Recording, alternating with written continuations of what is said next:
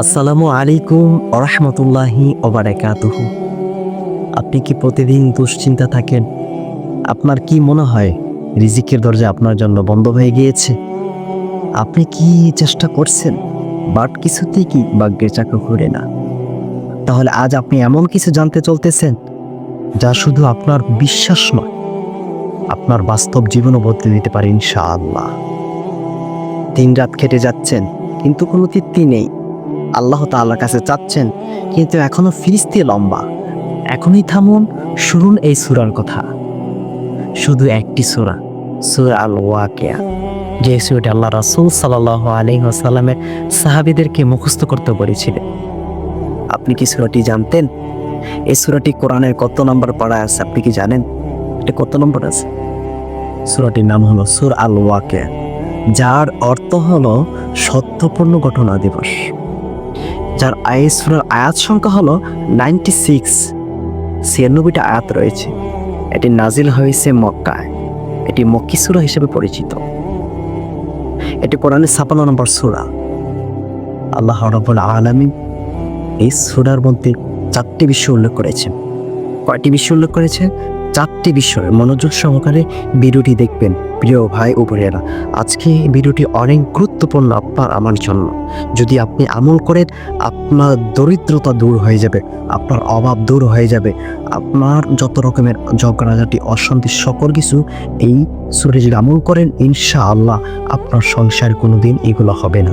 আপনি মনোযোগ সহকারে দেখেন, ইনশাআল্লাহ কাজে আসবে। আমি বললাম ইনশাআল্লাহ কাজে আসবে।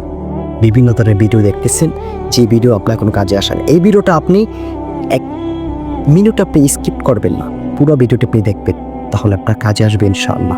যারা চ্যানেলটি সাবস্ক্রাইব করেন নাই, চ্যানেলটি সাবস্ক্রাইব করে পাশে থাকবেন। অসংখ্য ধন্যবাদ যারা করেছেন, তাদেরকে অসংখ্য ধন্যবাদ। আল্লাহ রাব্বুল আলামিন কি বলেছেন? 4টি বিষয় উল্লেখ করেছেন সূরার মধ্যে। কয়টি বিষয়? 4টি বিষয়, খেয়াল করবেন। প্রথমত হলো কিয়ামতের ভয়াবহ। কি বলেছেন? কিয়ামত হবে যে, সেই কিয়ামতের ভয়াবহ। দ্বিতীয় নম্বর হলো জান্নাত ও জাহান্নামের চিত্র। 3 নম্বর হলো রিজিকের উৎস। আল্লাহ তাআলা যে রিজিক দেন, সেই রিজিকের উৎস। দরিদ্রতা যে দূর করেন, এই সূরার মধ্যে তিনি ধরেছেন। 4 নম্বর সর্বশেষ মানুষের ভাগ্য। আল্লাহ তাআলা কোরআনে কি বলেন? ইজা ওয়াকাআতিল ওয়াকিয়া লাইসা লিওয়াকাআতিহা কাযিবা। ইজা ওয়াকাআতিল ওয়াকিয়া, যখন কিয়ামত সংঘটিত হবে, লাইসা লিওয়াকাআতিহা কাযিবা, তখন তার মধ্যে কোনো সন্দেহ নেই। কিয়ামত যে হবে তার মধ্যে কোনো সন্দেহ নেই, বিন্দা পরিমাণ কোনো মিথ্যা নেই। আল্লাহ রাব্বুল আলামিন এই কোরআনের মধ্যে, এই সূরার মধ্যে মানুষকে আবার 3 ভাবে বিভক্ত করেছেন। কয়ভাবে? মানুষকে 3 শ্রেণী হিসাবে কি বিভক্ত করেছেন। এখন এই 3 শ্রেণীর মধ্যে আপনি আর আমি কোন শ্রেণীতে আছি? কোন শ্রেণীতে আপনি আছেন? আমি কোন শ্রেণীতে আছি জানেন? তাহলে শুনুন। মৃত্যুর পরে জীবনটা কিভাবে কাটাবেন আপনি আর আমি, কিভাবে কাটাবো সেটাকে আমরা কি ভাবি না। আল্লাহ তাআলা বলে আস-সাবিকুন, যারা আল্লাহ তাআলার কাছের মানুষ, অগ্রবর্তী, সবসময় আল্লাহ তাআলা সর্বক্ষেত্রে আল্লাহ তাআলাকে কি স্মরণ করে, আস-সাবিকুন, তার হবে জান্নাতের উচ্চ স্তরে থাকবে। সুবহানাল্লাহ, সুবহানাল্লাহ। আস-সাবিকুন, অগ্রবর্তী, যারা আল্লাহ তাআলাকে বেশি ভালোবাসে এবং কি কথায় কথায় কি আল্লাহ তাআলার সাথে কি তার কথোপকথন হয়, মহব্বত হয়, ভালোবাসা পায়, ওই ব্যক্তি হলো আস-সাদিকুন। সে আল্লাহ তাআলার জান্নাতের উচ্চ স্তরে থাকবে। 2 নম্বর কি বলে? আসহাবুল ইয়ামিন, যারা ভালো কাজ করেছে, ভালো আমল করেছে, তাদেরকে ডান হাতে আমলনামা দেওয়া হবে। সুবহানাল্লাহ। ডান হাতে আমলনামা দেওয়াটাকে আপনি সাধারণ বিষয় মনে করতেছেন প্রিয় ভাই। আপনি কি বলে গেছেন ওই সময়টা? আমি বলবো আপনি অন্যদের সহকারে দেখেন, আপনি বুঝতে পারবেন যে এই সূরার মধ্যে আল্লাহ তাআলা কি রহস্য তুলে ধরেছেন। 3 নম্বর বলেছেন আসহাবুশ শিমাল, যারা গুনাহ করেছে, যারা আল্লাহ তাআলাকে ভুলে গেছে, যারা আল্লাহ তাআলার সাথে নাফরমানি করেছে, তারা বাম দিকের লোক। বাম দিকের লোক মানে বুঝছেন? আপনার যখন বাম হাতটা ঘুরেয়া পেছন থেকে ঘুরে আপনার পিছন দিয়ে আপনার আমলনামাটা দিবে, তখন কি আপনি চিন্তা করতে পারছেন আল্লাহ তাআলা বলবেন নেই তোর পুটলি, তুই যে আমল করেছিস সে আমল নেই, গন কতগুলো তুই আমল করেছিস। তাহলে ওই সময়টা আপনি খেয়াল করেন। এখন আপনি আর আমি চিন্তা করেন এখন আমরা কোন শ্রেণীর মধ্যে আছি। আপনি কি আমার প্রশ্নটা বুঝতে পারছেন? আমি প্রশ্নের সাথে আনসারটা সহজভাবে বুঝিয়ে দিয়েছি। আস-সাবিকুন, যারা আল্লাহ তাআলার কাছের মানুষ, আগ্রহবর্তী, আর আল্লাহ তাআলার প্রতি বেশি আগ্রহ থাকে, জিকে আজকার আল্লাহ তাআলার কথাবার্তা শুনে, তারা জান্নাতে উচ্চ স্থানে থাকবে। আসহাবুল ইয়ামিন, যারা ভালো কাজ করেছে, ভালো আমল করেছে, তাদেরকে ডান হাতে আমলনামা দেওয়া হবে, তার ডান দিকের লোক। আসহাবুল শিমাল, যারা গুনাহ করেছে, যারা কি আল্লাহ তাআলাকে ভুলে গেছে, আল্লাহ তাআলাকে স্মরণ করে না, তার সাথে নাফরমানি করে, তার রিজিক খেয়ে তার সাথে নাফরমানি করে, তাদেরকে তারা বাম দিকের লোক, তাদেরকে বাম দিকে লোক, তার জাহান্নামের বাসিন্দা, তারা কি জাহান্নামের বাসিন্দা, তাদেরকে বাম হাতে আমলনামা দেওয়া হবে। এখন আমি চিন্তা করতে পারছি আমরা কোন শ্রেণীতে আছি।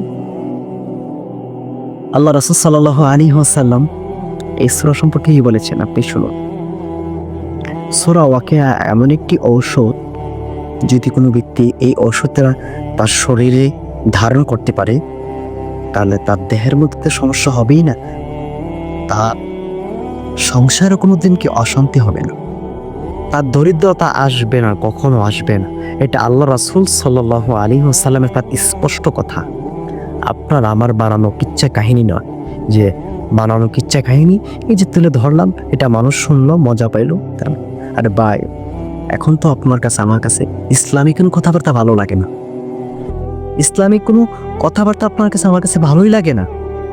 কারণ কি, আমরা তো বিভিন্ন ধরনের মজা নেই ভিডিও দেখি, বিভিন্ন ধরনের হাসি বিনোদন ভিডিওগুলো দেখি, যেগুলো মানুষ দেখলে মানুষের দিল মরে যায়, মানুষের কি অন্তরটা মরে যায়, মানুষের অন্তরটা পাথর হয়ে যায়। আমরা যারা এই যে বিভিন্ন ধরনের এই যে মজার জোকসে ভিডিওগুলো দেখি, হাসির ভিডিওগুলো দেখি, আমরা হাসি না, আপনার নিজেকে আপনি ইন্তেকাল করতেছেন, আপনি হাসেন না। এই যে আমরা বড় বড় হাসি দিই, আমাদের অট্ট হাসিগুলো দেখ, যে হাসির মাধ্যমে আমাদের অন্তরগুলা মরে যায়, কি মরে যায়, অন্তরগুলা পাথর হয়ে যায়। তখন আল্লাহ তাআলার প্রতি আর তার মায়া কাজ করে না, আল্লাহ তাআলার প্রতি তার ভয় কাজ করে না, তার নামাজ ভালো লাগে না, রোজা ভালো লাগে, এই কারণেই ভালো লাগে না। আপনি বুঝতে পারছেন এই অট্ট হাসি কতটা আমাদের কি নষ্ট করতেছে, কতটা আমাদেরকে ধ্বংস করতেছে। যাই হোক, তারপর আল্লাহ রাসূল সাল্লাল্লাহু আলাইহি ওয়াসাল্লাম সাহাবীদেরকে তাদেরকে বলছিলেন যে হে সাহাবা কেরাম, তোমরা এই সূরাটি মুখস্থ করো।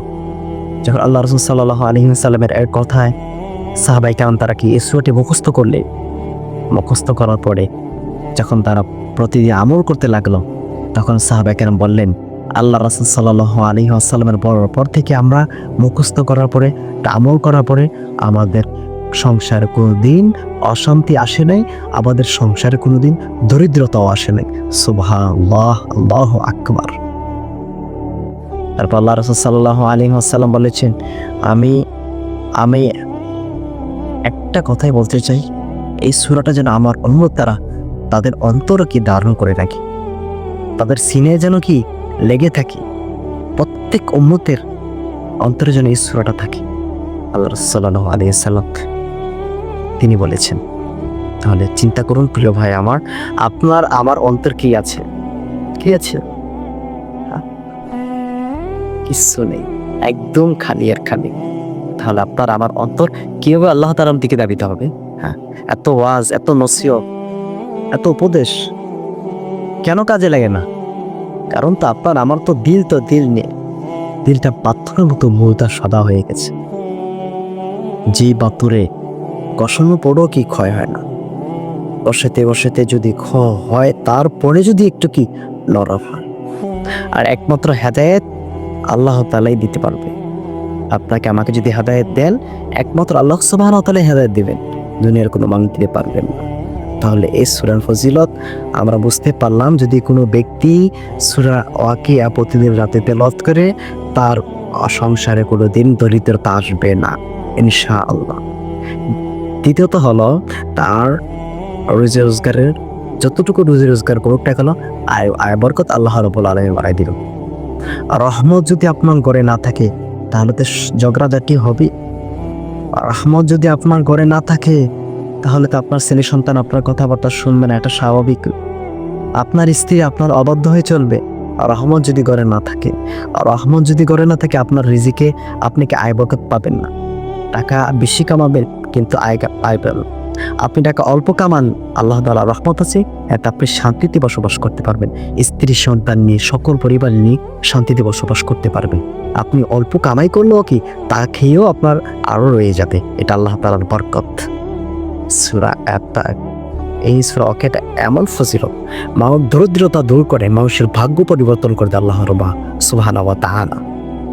আল্লাহ সুবহানাহু ওয়া তাআলা তিনি বলেন, তোমরা সূরা ওয়াকিয়া যদি আমল করো, 5 ওয়াক্ত নামাজ পড়ো, আমার নির্দেশগুলো মানো, তোমাদের জন্য তো একদম রাস্তা সহজ।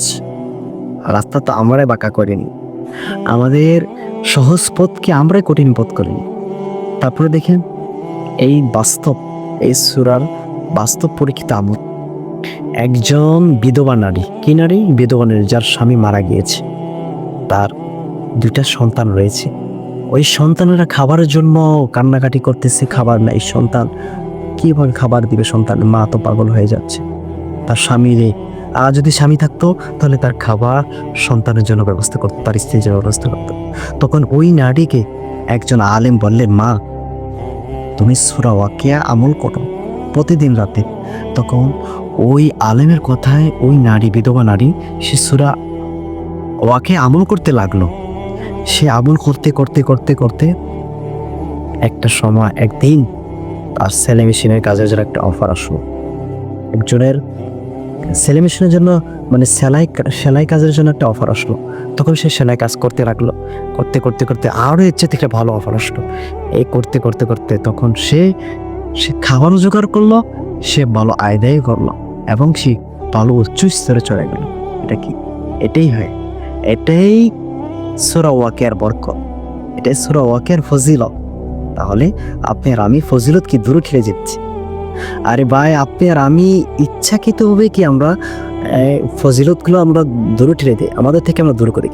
আমাদের রিজিক আমাদের থেকে কি কেড়ে নিই। শেষ জামানায় ওই জামানার মধ্যে রিজিক নিয়ে মানুষকে কারাকারি লাগবে।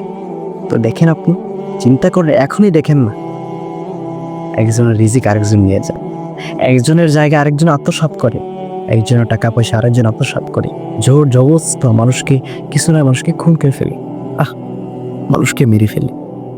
আপনি কি বুঝতে পারছেন? প্রিয় ভাই আমার, যদি ভিডিওটি আপনার কাছে ভালো লাগে, একে লাইক দিয়ে দিন, বেশি বেশি করে শেয়ার করে দিন। আল্লাহ রাসূল সাল্লাল্লাহু আলাইহি ওয়াসাল্লাম বলেছে, কোনো মানুষ যদি ভালো কাজ শেয়ার করে, সে শেয়ার করে যে শেয়ার করার কারণে যে ব্যক্তি আমল করে যে সওয়াব হবে, এই শেয়ার করার মাধ্যমে সে ততটুকু সওয়াব তা অর্জন করলো। সুবহানাল্লাহ, সুবহানাল্লাহ।